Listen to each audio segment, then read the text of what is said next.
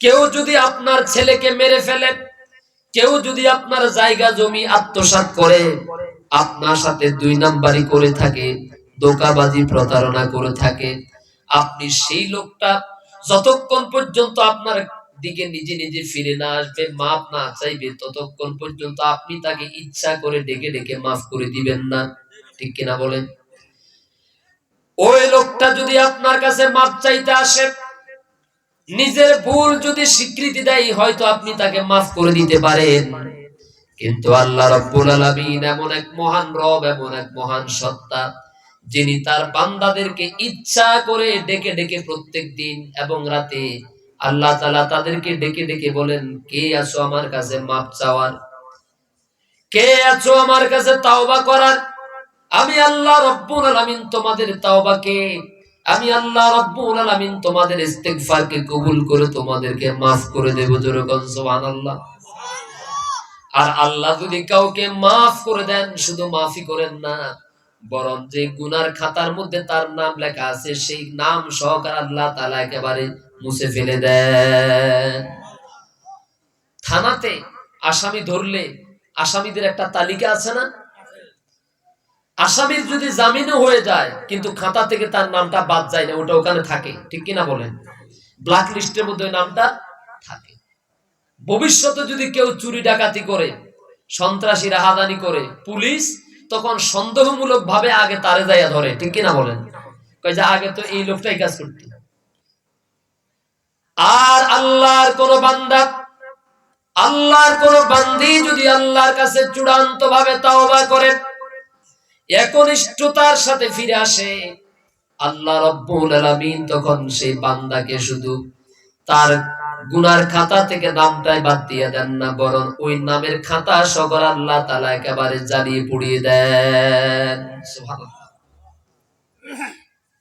আল্লাহ রাব্বুল আলামিন বলছেন, قل يا عبادي الذين أسرفوا على أنفسهم لا تقنطوا من رحمة الله إن الله يغفر الذنوب جميعا إنه هو الغفور الرحيم। হে নবী, আপনি আমার বান্দাদেরকে বলুন,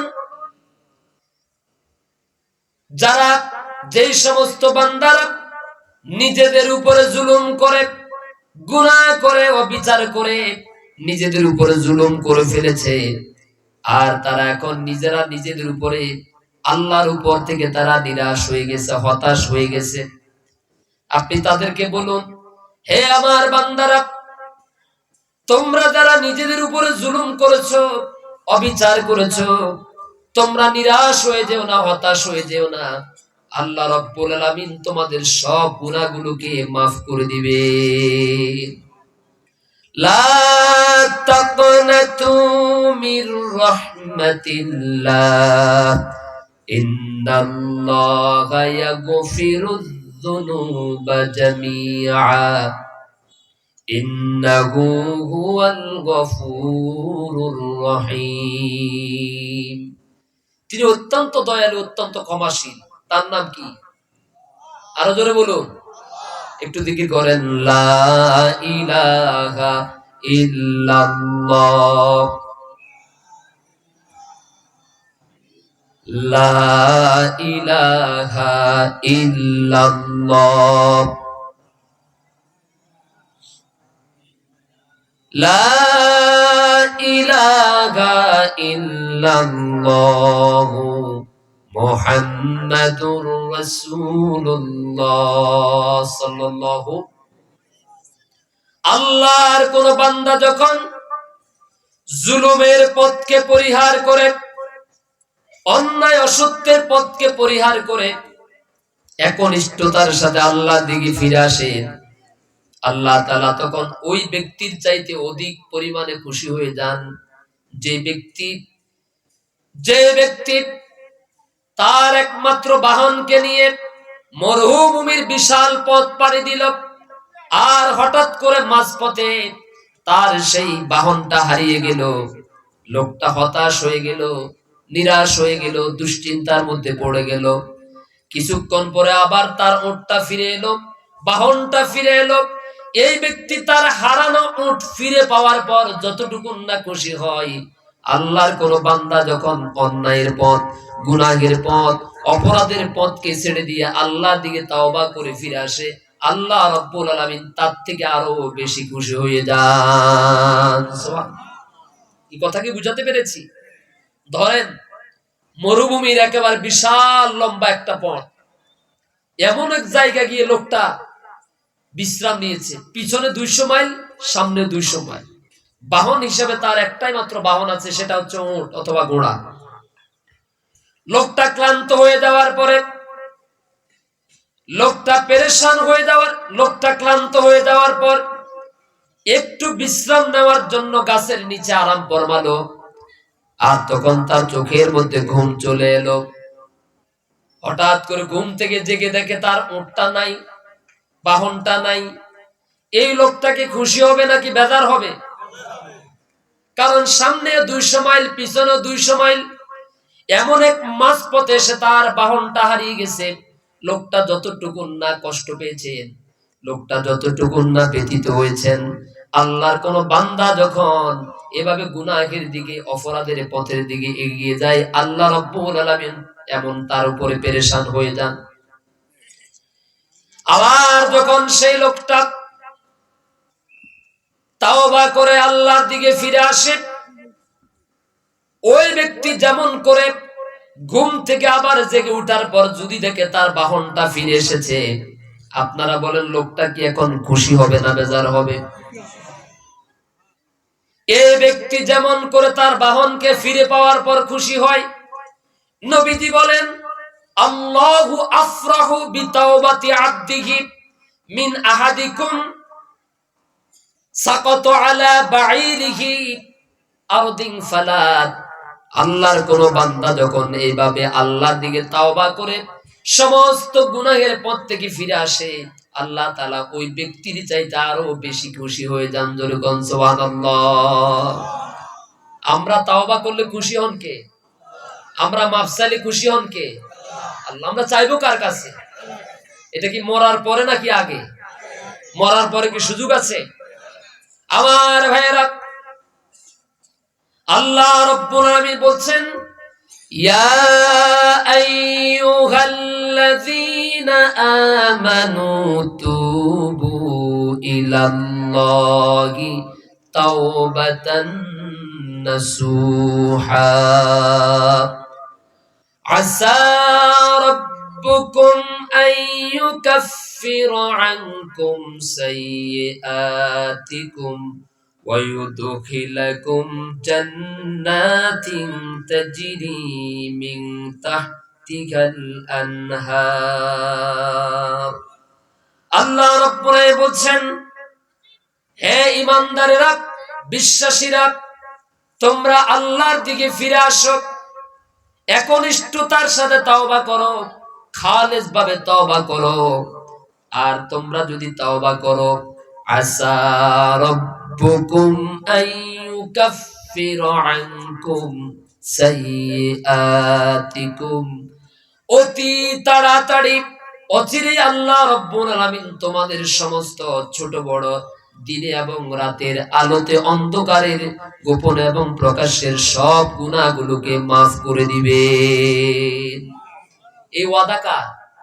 আরো জোরে বলুন। শুধু তাই না,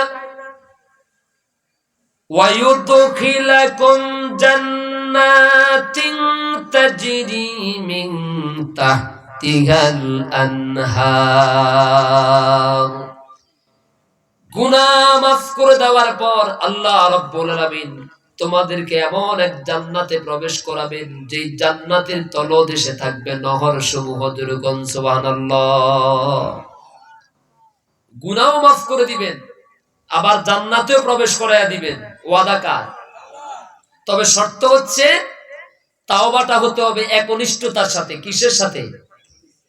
মানুষের মাথার উপর থেকে যখন বিপদ কেটে যায়, অন্ধকার কেটে যায়, মানুষ তখন অহংকার ঔদ্ধত্যপূর্ণ আচরণ করে, ঠিক কিনা বলেন? বিষয়টা কি এরকম না? এক সময় একেবারে দাড়ি টাড়ি রেখে দিয়ে নামাজ কালাম পড়েছে, এরকম বহু মানুষ এখন দাড়িও ছোট করে ফেলেছে, কেউ আবার ছেড়েও ফেলেছে, নামাজও ছেড়ে দিয়েছে, এখন ঔদ্ধত্যপূর্ণ অহংকারপূর্ণ আচরণ করে, এরকম আছে না নাই? আল্লাহ তুমি আমাদেরকে হেফাজত করো, জোরে কোন আমিন। আমার ভাইয়েরা, তাওবা করতে হবে একনিষ্ঠতার সাথে। হযরত মূসা আলাইহিস সালামের জামানায় অনাবৃষ্টির কারণে যখন ফল ফসলগুলো সব মাটির সাথে একেবারে মিশে যাওয়ার উপক্রম হলো, মূসা আলাইহিস সালামের উম্মত মূসা আলাইহিস সালামের কাছে এসে বললেন, আমাদের জন্য আল্লাহর কাছে একটু বৃষ্টির জন্য দোয়া করুন। পুরা জমিন তো একেবারে ফেটে চৌচির হয়ে যাচ্ছে। মূসা আলাইহিস সালাম পরবর্তী দিন বৃষ্টির জন্য দোয়া করবেন, সব উম্মতদেরকে নিয়ে তিনি একটা ময়দানে সমবেত হলেন। আল্লাহর কাছে যতই দোয়া করেন বৃষ্টি নাযিল হয় না, অথচ নবীরা দোয়া করতে দেরি, আল্লাহ রাব্বুল আলামিন সেটা কবুল করতে দেরি। কিন্তু মূসা আলাইহিস সালাম দোয়া করছেন, বৃষ্টি নাযিল হয় না। আল্লাহ রাব্বুল আলামিন হযরতে জিবরিল আলাইহিস সালামকে মূসা আলাইহিস সালামের কাছে পাঠিয়ে দিয়ে বললেন, যান মূসাকে খবরটা বলে দিন, এই বিশাল গণজমায়েতের ভিতরে, এই বিশাল সমাবেশের ভিতরে এমন একজন অপরাধী আছে, এমন কোন জুলুম নাই, এমন কোন অপরাধ নাই যা সে করে নাই, সুতরাং ওই ব্যক্তিকে চিহ্নিত না করা পর্যন্ত আমি বৃষ্টি নাযিল করব না।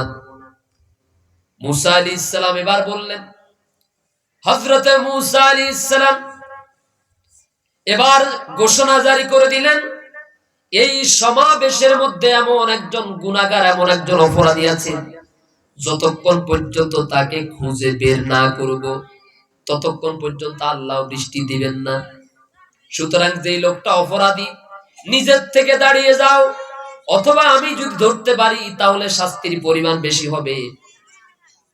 লোকটা চিন্তার মধ্যে পড়ে গেল, পেরেশানির মধ্যে পড়ে গেল, আমি যদি নিজের থেকে দাঁড়িয়ে যাই তাহলে এত হাজার মানুষের সামনে আমি তো একেবারে লজ্জিত হয়ে যাব, ছোট হয়ে যাব, ঘৃণার পাত্র হয়ে যাব। আবার যদি নিজের থেকে না দাঁড়াই তাহলে মূসা আলাইহিস সালাম তো আল্লাহর নবী, আল্লাহর হুকুমে তিনি আমাকে মানুষের মধ্য থেকে বের করতে পারবেন, শাস্তির পরিমাণ তখন বাড়বে। দুই দিকে বিপদ, দুই দিকে বিপদ। নিজে দাঁড়াইলেও লজ্জা পেয়ে যাবে, আবার না দাঁড়াইলেও মূসা আলাইহিস সালাম বের করতে পারবেন। তাৎক্ষণিকভাবে আল্লাহর এই বান্দা আল্লাহর কাছে তাওবা করলেন, আল্লাহর কাছে কান্নাকাটি করলেন, নিজের সমগ্র জীবনের ভুলের জন্য, পাপের জন্য আল্লাহর কাছে এমন ভাবে তাওবা করলেন, চোখের পানি গড়িয়ে গড়িয়ে গড়িয়ে মাটিতে পড়ার পূর্বে আল্লাহ রাব্বুল আলামিন রহমতের বৃষ্টি নাযিল করে মিশরের জমিনকে সিক্ত করে দিলে। মূসা আলাইহিস সালাম কি খুশি না বেজার? বেজার, রাগ হয়ে গেছে। আল্লাহ, আমি এতক্ষণ পর্যন্ত দোয়া করলাম, আপনি বৃষ্টি দিলেন না, আর এখন আপনি যেটা বলেছেন অপরাধীকে তো আমি এখনো বাইর করি না, তো বাইর না করতে আপনি বৃষ্টি দিলেন কেন? আল্লাহ রাব্বুল আলামিন মূসা আলাইহিস সালামকে জানিয়ে দিলেন, মূসা রে, তুমি আমার বান্দাকে, অপরাধীকে খুঁজে বের করার আগেই, ধরার পূর্বে আমার বান্দা তোমার ভয়ে, শাস্তির ভয়ে, আযাবের ভয়ে আমি আল্লাহর কাছে তাৎক্ষণিক এমন একটা তাওবা করেছে, এমন ভাবে নিজের জীবনের জন্য আমার কাছে অনুতপ্ত হয়েছে, একনিষ্ঠতার সাথে খালেস ভাবে তওবা করেছে, তার চোখের পানি মাটিতে গড়িয়ে পড়ার পূর্বে আমি আল্লাহ রাব্বুল আলামিন আসমান থেকে বৃষ্টি নাযিল করে তোমাদের জমিনকে সিক্ত করে দিলাম। আমি তার তাওবাতে এত বেশি খুশি হয়েছি। মূসা আলাইহিস সালাম এবার খুশি বললেন, আল্লাহ, এমন কোন ব্যক্তি যে ব্যক্তি 70-80 বছর পর্যন্ত গুনাহ করলো আর এখন মুহূর্তের মধ্যে আপনার কাছে তাওবা করার সাথে সাথে আপনি তার তাওবা কবুল করেছেন, আমি একটু তার দেখতে চাই। আল্লাহ রাব্বুল আলামিন বললেন মূসারে, 70-80 বছর পর্যন্ত আমার যে বান্দা গুনাহ করেছে, জুলুম করেছে, পাপ করেছে, অপরাধ করেছে, এরপরও আমি আমার বান্দারে কোনোদিন মানুষের কাছে লজ্জিত করি নাই, লজ্জা দেই নাই, শরম দেই নাই। আমি তার দোষগুলোকে গোপন রেখেছি, আড়াল করে রেখেছি। আজ আমার বান্দা তওবা করে আমার কাছে ফিরে এসেছে, এখন বুঝি আমি আমার বান্দাকে তোমার সামনে পরিচয় করাইয়া দেব? এটা হতে পারে না। 60-70 বছর পর্যন্ত যার দোষ গোপন রেখেছি, যারে আমি আল্লাহ রাব্বুল আলামিন মাফ করে দিয়েছি, যার তাওবা কবুল করেছি, যার গুনাহগুলোকে গোপন রেখেছি, আজকের পরেও আমি আমার সেই বান্দাকে তোমার কাছে গোপন রেখে দিলাম। এখন এই মুহূর্তে আমরা সবাই আমাদের তাওবাটা যদি একনিষ্ঠ হয়, মজবুত হয়, খালেস হয়, আল্লাহ আমাদেরকে মাফ করে দেওয়ার জন্য প্রস্তুত, ঠিক কিনা বলেন? রমজান আসার আগে আগে পরিপূর্ণভাবে প্রস্তুতি গ্রহণ করি, আল্লাহ যেন তৌফিক দান করেন। আর জোরে বলি আমিন। আমার ভাইয়েরা, এরপরে আল্লাহ রাব্বুল আলামিন বলছেন, ইয়াউমা লা ইউখজিল্লাহুন নাবিয়্যা ওয়াল্লাযীনা আমানু মাআহু। কিয়ামতের দিন আল্লাহ রাব্বুল আলামিন এই সমস্ত তাওবাকারীদেরকে অপমানিত করবেন না, লজ্জিত করবেন না, শরম দিবেন না, বরং এই তাওবাকারীদের ঠিকানা হবে আল্লাহর জান্নাতের মধ্যে নবী এবং রাসূলদের সাথে। জোরে কোন সুবহানাল্লাহ। নবীরা যেমন অপমানিত হবেন না, লজ্জিত হবেন না, ছোট হবেন না, এরাও কখনো লজ্জিত হবেন না। ওয়াদা কার? নূরুহুম বাইনা আইদিহিম ওয়া বিআইমানিহিম। তাদের সামনের দিক থেকে নূর আসবে, তাদের ডানের দিক থেকে নূরের ঝলকানি আসবে। সুবহানাল্লাহ বলেন। আর তারা বলবে, ইয়াকুলুনা রাব্বানা আতমিম লানা নূরানা ওয়াগফির লানা ইন্নাকা আলা কুল্লি শাইইন কাদির। তারা বলবে, হে আমাদের প্রতিপালক, হে আমাদের রব, আপনি আমাদের জন্য আপনার নূরকে, আপনার আলোকে আমাদের জন্য পরিপূর্ণ করে দেন। তার কারণ হলো ইন্নাকা আলা কুল্লি শাইইন কাদির।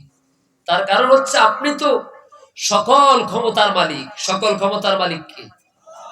আপনি আমাদের জন্য সামনের দিক থেকে, ডান দিক থেকে যত আলো আছে সব আলোগুলো আমাদের জন্য পরিপূর্ণ করে দেন। হাসরের ময়দানে তাওবাকারীদের চেহারা থাকবে উজ্জ্বল, একটা স্পেশাল ঝলমল করতে থাকবে তাদের চেহারার মধ্যে এক প্রকার আলো। আর এই নূরের ঝলকানি দেখে হাসরবাসীরা চিনতে পারবে এরা যে দুনিয়ার ওই সমস্ত ব্যক্তি যারা নিজেদের গুনাহের জন্য, ভুলের জন্য আল্লাহর কাছে খাঁটিভাবে তাওবা করেছে। সুবহানাল্লাহ। এখন এই তাওবা কি মরার পরে নাকি আগে? জোরে বলেন। আপনি আপনার বাবার সম্পত্তি থেকে বোনকে বঞ্চিত করেছেন, এরকম লোক নাই? জোরে বলেন। আপনি আপনার সম্পত্তি থেকে আপনার ভাতিজাকে ঠকিয়েছেন, অথবা চাচার হক মেরেছেন, স্ত্রীর অধিকার নষ্ট করেছেন, প্রতিবেশীর প্রতি জুলুম করেছেন, কখনো মিথ্যা সাক্ষী দিয়েছেন, মিথ্যা রায় দিয়েছেন, ওজনে কম দিয়েছেন, খাদ্যে ভেজাল দিয়েছেন, ঘুষ খেয়েছেন, দুর্নীতি করেছেন, যা করেছেন সব কিছুর জন্য আজ একনিষ্ঠতার সাথে আল্লাহর কাছে তাওবা করলে মাফ করে দেওয়ার ওয়াদা করেছেন কে? তাওবাটা যদি বিশুদ্ধ হয় আল্লাহর ওয়াদাও সত্য, ঠিক কিনা বলেন? আল্লাহ যেন আমাদেরকে তৌফিক দান করে, বলি আমিন। একটু জিকির করুন, লা ইলাহা ইল্লাল্লাহ, লা ইলাহা ইল্লাল্লাহ, লা ইলাহা ইল্লাল্লাহ, সুবহানাল্লাহ ওয়ালহামদুলিল্লাহ, লা ইলাহা ইল্লাল্লাহ সুবহানাল্লাহ ওয়ালহামদুলিল্লাহ লা ইলাহা ইল্লাল্লাহ লা ইলাহা ইল্লাল্লাহ মুহাম্মাদুর রাসূলুল্লাহ সাল্লাল্লাহু। সম্মানিত ভাইয়েরা, আল্লাহ যেন আমাদের সবাইকে মৃত্যুর পূর্বে আল্লাহর একনিষ্ঠ তাওবাকারীদের কাতারে যেন শামিল হওয়া তৌফিক দান করেন। আরো জোরে বলি আমিন।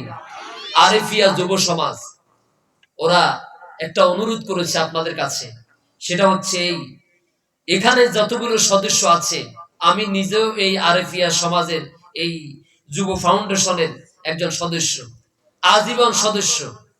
এই আরিফিয়া যুব ফাউন্ডেশন একটা ঐক্যবদ্ধ একটি সংগঠন, সামাজিক সংগঠন। যেই কোনো সময়ে এই সমাজের মানবতার দুঃখ কষ্টে, বিপদের সময়, মুসিবতের সময় যারা তাদের পাশে দাঁড়ায়, একটা মেধাবী ছেলে ভালো করে পড়ালেখার এই খরচ যোগাতে পারে না, এই সংগঠনের ভাইয়েরা তার পাশে দাঁড়ান। একজন অসহায় বঞ্চিত মা তার মেয়েটাকে বিয়ে দিতে পারেন না, এই ভাইয়েরা তাদের কষ্ট উপার্জিত টাকা দিয়ে আপনাদের সকলের সহযোগিতায় এই ফাউন্ডেশনটা মজবুত হওয়ার কারণে একটা বিয়ের কাজে সহযোগিতার হাত বাড়াতে পারে। এতে কি আপনারা খুশি না বেজার? খুশি না বেজার? এটা তো সদকায়ে জারিয়া। কি জারিয়া বলেন? সদকায়ে জারিয়া। এবং প্রত্যেক বছর আল্লাহর কোরআনের তাফসীর মাহফিলের আয়োজন করা হয়, ঠিক কিনা বলেন? তাহলে একদিকে তাফসীর মাহফিলের আয়োজন, আবার রমজানে মসজিদ ভিত্তিক একটা সুন্দর একটা প্রোগ্রামের আয়োজন করেন। এক কথায় সামাজিক যত কাজকর্ম আছে সবগুলোর সাথে তারা সম্পৃক্ত। আমি এই সংগঠনটাকে মজবুত করার জন্য, আজীবন সদস্য হওয়ার জন্য অন্তত 5 জন ভাই, যা আমি আপনার টাকা কালেকশন করবো না আপনাদের কাছে, যে হুজুর আমি নিজেও আলহামদুলিল্লাহ যে হয়তো বছরে, পুরো বছরে 500 টাকা 1000 টাকা দিবেন, যা আমিও তাদের সাথে একজন সৌভাগ্যবান বরকতময় একজন সদস্য হব ইনশাআল্লাহ। এই আরিফিয়া যুব ফাউন্ডেশনের একজন সদস্য হব। কেউ কি আছেন যে নতুন করে সদস্য হবেন? বুড়া হইলে সমস্যা নাই, এরপরে যুবক হইলেও সমস্যা নাই, যা আমি এই আরিফিয়া যুব ফাউন্ডেশনের একজন সদস্য হব। আছেন কেউ এরকম? আলহামদুলিল্লাহ। এই যে হুজুর নামটা লেখেন একটু। আপনারা আমার বলি ওখানে বসে রয়েছেন কেন? লেখেন না, ওই যে ওই নামটা লেখেন।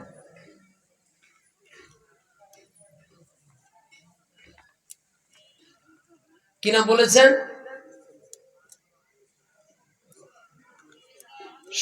শফিকুল ইসলাম ভাই। মাশাআল্লাহ, জনাব শফিকুল ইসলাম ভাই আলহামদুলিল্লাহ আমাদের এই আরিফিয়া যুব ফাউন্ডেশনের একজন নতুন গর্বিত সদস্য। আল্লাহ তুমি মেহেরবানি করে এই ফাউন্ডেশন অতীতে যত সমাজ উন্নয়নমূলক মানবতার জন্য কাজ করেছে, আল্লাহ সকল কাজের সাথে মেহেরবানি করে শফিকুল ইসলাম ভাইকে তুমি কবুল করে নাও। সদকায়ে জারিয়া হিসাবে আল্লাহ তার এই অংশীদারিত্বকে কবুল করো বলি আমিন।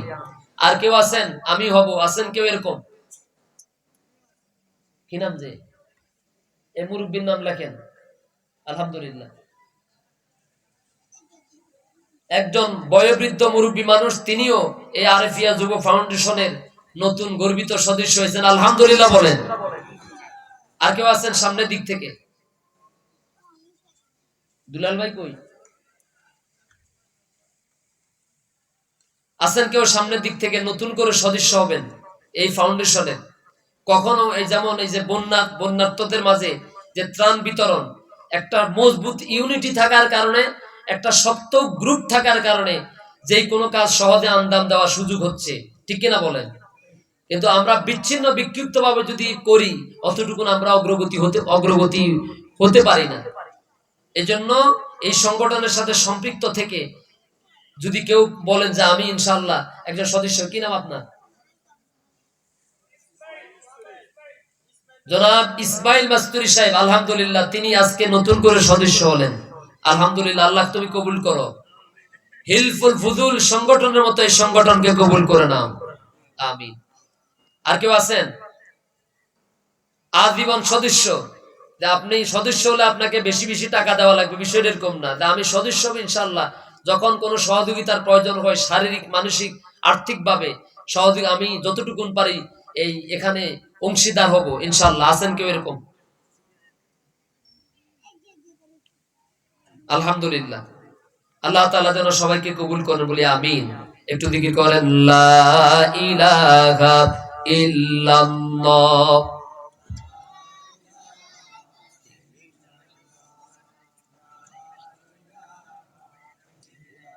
ঠিক আছে, ঠিক আছে।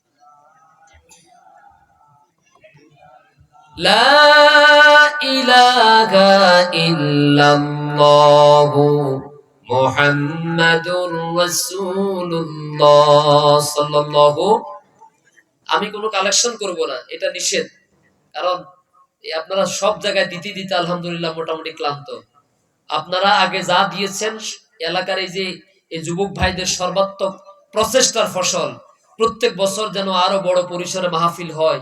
আল্লাহ যেন আজকে এখানে যাদেরকে রেখে যাচ্ছি, আগামী বছর যেন সুস্থতার সাথে আল্লাহ সবাইকে নেক হায়াত দারাজ করেন, বলি আমিন। আরো জোরে বলি আমিন। এই হুজুরকে নিয়ে আসেন, আসতেছেন। আপনাদের বললে কথা আছে, আমার বললো যে 9:30 পর্যন্ত।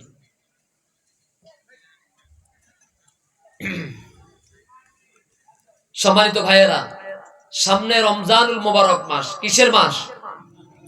রমজান মাস। এই রমজান মাস হচ্ছে আমাদের গুনাহ মাফের মাস, তাওবার মাস, ঠিক কিনা বলেন? আল্লাহ তাআলা এই মাসে কোরআনুল কারীম নাযিল করেছেন বিশ্ব মানবতার হেদায়াতের জন্য, কল্যাণের জন্য, মুক্তির জন্য, ঠিক না? সুতরাং এই বরকতময় মাসকে বেশি বেশি করে আমলের উদ্দেশ্যে কাজে লাগাতে হবে। এই মাসে বেশি বেশি করে কোরআন তেলাওয়াত করতে হবে। এই মাসে বেশি বেশি করে দান সদকা করতে হবে। কারণ হায়াত খুব সীমিত। আজ এই ময়দানটা হচ্ছে তাফসীরুল কোরআন মাহফিলের ময়দান। আগামীকাল সকাল 10টায় হয়তো কারো জানাজার ময়দানে হতে পারে, পারে কিনা বলেন? পারে না? সুতরাং রমজান মাস আসার আগে আগে নিজেকে আমলের জন্য, ইবাদতের জন্য পরিপূর্ণভাবে প্রস্তুত করুন, তৈরি করুন। আল্লাহ যেন তৌফিক দান করেন, জোরে কোন আমিন। অন্য মাসে একটা, রমজানের বাহিরে অন্য মাসে একটা ফরজ ইবাদত করলে যে সওয়াব, এই রমজান মাসে একটা নফল ইবাদত করলে অন্য মাসের একটা ফরজের সওয়াব আল্লাহ তাআলা আমলনামায় লিখে দিবেন। সুবহানাল্লাহ। এটা কিসের কারণে? জোরে বলুন। কোরআনুল কারীমের কারণে।